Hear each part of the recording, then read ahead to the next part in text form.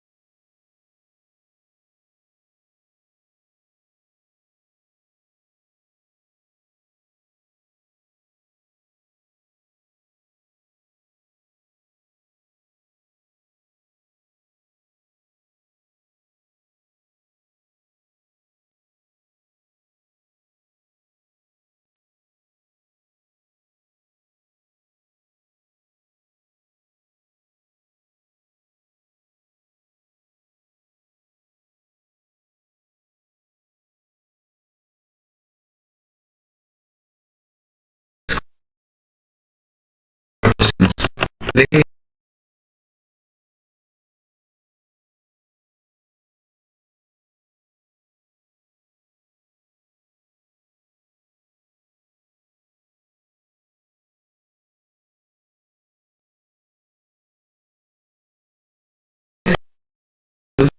यहाँ पे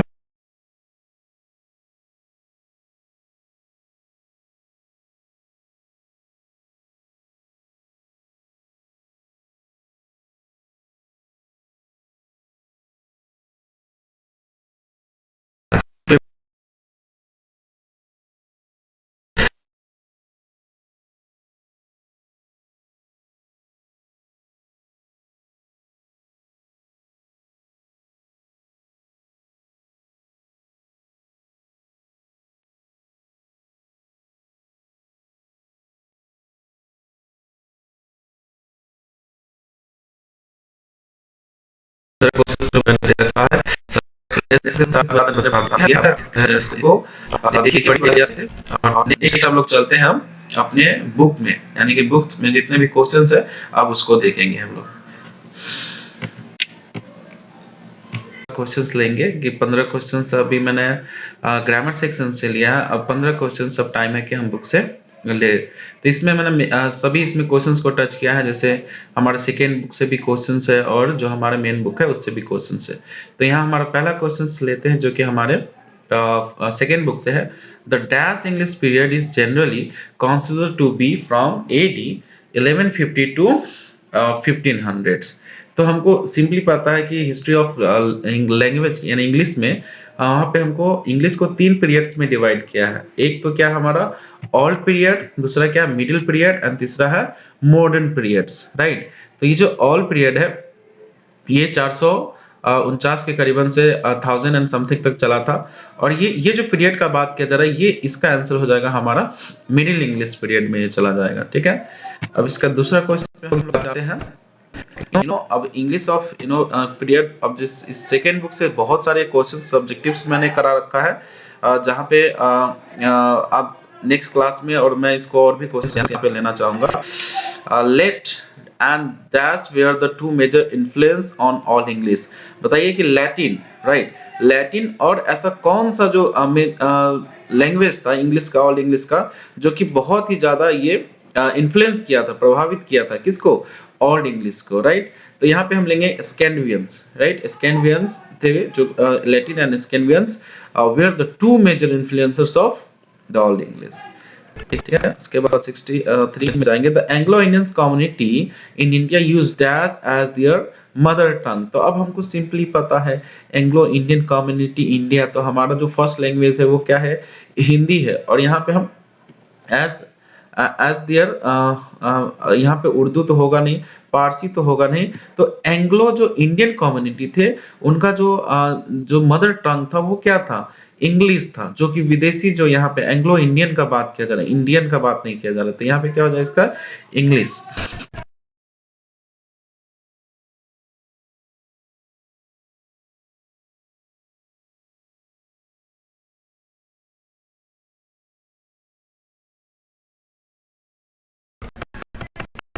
इसके बाद 65 dash stop and hinder our progress. तो कौन, अगर हम किसको, अगर हम किस चीज को छोड़ देंगे तो हमारा जो प्रोग्रेस हो जाएगा वो बिल्कुल रुक जाएगा। तो एजुकेशन, राइट, एजुकेशन हमेशा से ही क्या हुआ है कि अगर आप इस शिक्षा को महत्व नहीं दोगे तो आप जीवन में अपने बहुत ही पीछे रह जाओगे, क्योंकि यह एक मानवता विकास के लिए शिक्षा बहुत ज्यादा जरूरी है। 66 dash where 12 years old and still at primary school। तो ये हम पहले भी कल का क्लास में भी हम आपको बता रखे थे कि ये जो क्वेश्चन है ये लिया गया है द आर्टिस्ट से, जिसके राइटर सिंगानोया। और ये जो लड़का है यानी कि जो 12 साल का यानी कि 12 साल का यहाँ पे बात किया जा रहा है, वो लड़का है हमारा सेवी, जो अभी भी 12 साल होने के बाद भी अभी कहाँ पे है, ये प्राइमरी स्कूल में है, राइट। उसके बाद next question, Donne compares his journey of life to that of the world. तो स्टार से किए थे, प्लेनेट से किए थे, सन से किए थे, मून से किए थे। तो ये तो बहुत ही सिंपल क्वेश्चन है, मैंने आपको क्लास में ही सब चीजों को बता रखा। तो उन्होंने सन से कंपेयर किया कि जिस प्रकार सन जो इतना लंबा जर्नी करता है, रोज समय पे उठता है, उगता है और रोज समय पे डूबता है, तो ये जो राइटर है वो सूर्य से भी ज्यादा लंबा जर्नी अपना करना चाहते हैं, जो पोएट है। Thou watchest the last oozings hours by hours it is from. अब बताइए ये जो है कहाँ से लिया गया है, those watching the last watching hours by hours, right. तो ये जो हमारा लाइन है ये लिया गया है सॉन्ग ऑफ माई सेल्फ का, ठीक है। इसके बाद the Anglo Saxon invaded dash in AD, है ना। तो ये किस कंट्री का इन्होंने डिस्कवर किया था। उस समय तो हम लोग सिंपली पता है कि एंग्लो सेक्शन जो थे वो ब्रिटेन पे जाके कब्जा किए हुए थे, तो यहाँ पे सिंपली इसका आंसर क्या हो जाएगा, Britain. 70 Wycliffe and the Langlands are the writers of the period. किस पीरियड के थे ये जो राइटर थे, ठीक है। तो ये जो विक्लिफ एंड लैंगलैंड्स जो राइटर थे ये मुख्य रूप से मिडिल इंग्लिश पीरियड के जो राइटर थे। Macavity is said to be mysterious because. अब मेकाविटी को क्यों मिस्टीरियस कैस कहा जाता है, तो ये सब्जेक्टिव में भी क्वेश्चन आपको आ सकता है कि why does Macavity is called a mystery cat. तो यहाँ पे हम सिंपली ये क्वेश्चंस लिखेंगे कि इसको मिस्टीरियस क्यों कहा जाता है, because he has a hidden for, right. वो क्या होता था ना, वो हमेशा जो क्राइम होता था उसको कमिट करके वो वहां से गायब हो जाता था without living a single evidence, right. वो एक भी सबूत ही नहीं छोड़ता था जिसके वजह से किसी को भी उस पर शक हो। Attic civilization belong to, Attic जो सिविलाइजेशन सभ्यता जो था, ये जो सभ्यता है ये कहाँ से ये बिलोंग्स करता है, मतलब इसका अस्तित्व कहाँ से, क्या ये इंडिया से होगा, बिल्कुल नहीं।